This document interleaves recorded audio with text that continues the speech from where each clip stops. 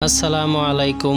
मेरा नाम है याकूब और आप लोग सुन रहे हैं याकूब फैक्ट्स। आज मैं आप लोगों को बताऊंगा एक बादशाह और एक फ़कीर की कहानी। एक दफ़ा का जिक्र है कि एक बादशाह था जो बहुत अमीर था, लेकिन उसके दिल में सुकून नहीं था।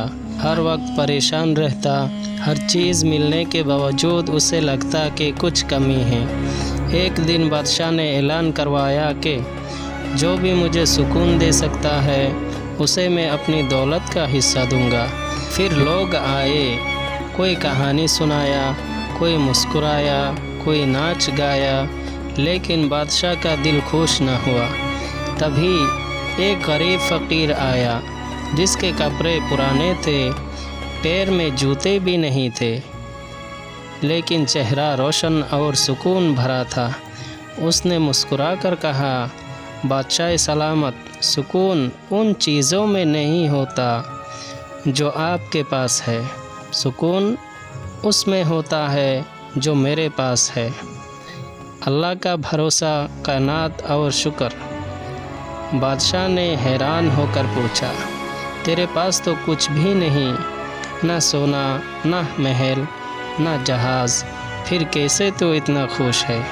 फ़कीर ने जवाब दिया, मेरे पास अल्लाह का दिया सब कुछ है। जो मिला उस पर शुक्र किया, जो नहीं मिला उस पर सब्र किया। बादशाह की आंखों में आंसू आ गए। उसने कहा, आज मुझे असल दौलत का मतलब समझ आया।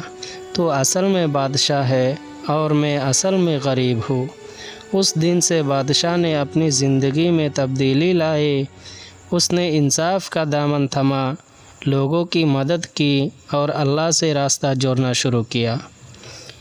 इस वाक़यात से हमें ये सबक मिलती है कि दौलत असली नहीं होती, असली दौलत सुकून, ईमान और शुक्र है।